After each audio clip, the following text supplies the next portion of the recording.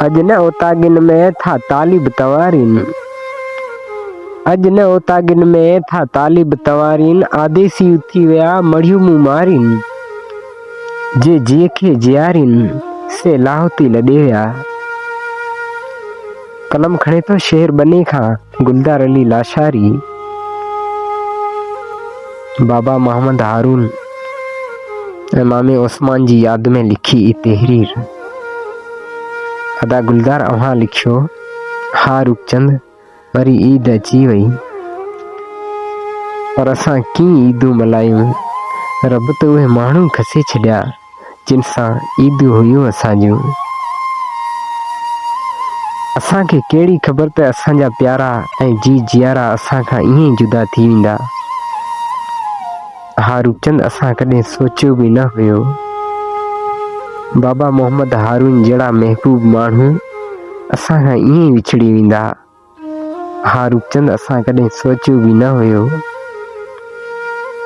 हा दा रूपचंद वक़्त जो पखी भड़को ॾेई उॾामी वञे थो, पर असांखे ख़बर ई कोन पई रूपचंद त हू प्यारा पखी उॾामी वेंदा, मगर हू ईअं ई असां खां परे थी विया जो ख़बर बि कान पई। केॾी मोहबत, केॾो प्यार, केॾी चाहत, हू सभई विसारे असां खां ईअं ई हलिया विया रूपचंद। बस छा कजे, हू त असांजा प्यारा असां खां विछड़ी विया, पर कहिड़ियूं ईदूं कयूं, हू त असां खां परे आहे। असां कीअं ख़ुशियूं मल्हायूं, हू परे आहे। हा रूपचंद ही ईद त पंहिंजे प्यारनि ऐं पंहिंजे अज़ीज़नि सां हूंदी आहे, पर सच पुछी रूपचंद भाउ, हाणे ईद जी का बि ख़ुशी न आहे।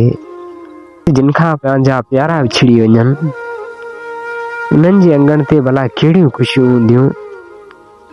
ईद पंहिंजे प्यारनि सां हूंदियूं आहिनि, दिल वारनि सां हूंदियूं आहिनि, जी जियारनि सां हूंदियूं आहिनि, पर हुननि खां सवाइ कहिड़ियूं ईदूं रूपचंद, जेको अॼु असांजे विच में न आहे। हुननि जे वञण खां पोइ रूपचंद ॼण त सॼी दुनिया ई वीरान थी वई हुजे। असांजो बाबा साईं, असांजो मामो असां खां छा विछड़िया। हा रूपचंद भाउ, ॼण त सॼी दुनिया असां खां विछड़ी वई हुजे ऐं हू असांखे ॾाढा यादि ईंदा आहिनि। असीं सभई उन्हनि खे ॾाढो यादि कंदा आहियूं। हा रूपचंद अॼु असांजो बाबा साईं असांजे विच में न आहे, पर असां बाबा साईं ऐं मामा खे यादि करे सभई रोई पऊं था। पर रूपचंद असांखे का बि ख़बर कोन हुई जो असांजा प्यारा असां खां ईअं ई विछड़ी वेंदा।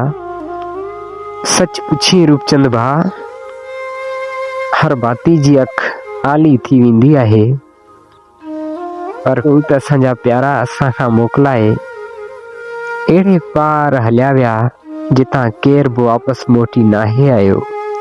हा रूपचंद, जितां केर बि वापसि मोटी नाहे आयो।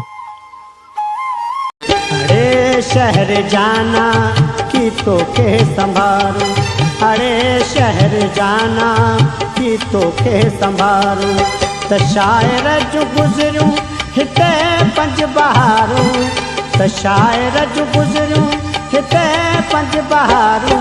अरे शहर जाना कि तो के संभारू, अरे शहर जाना कि तो के संभारू।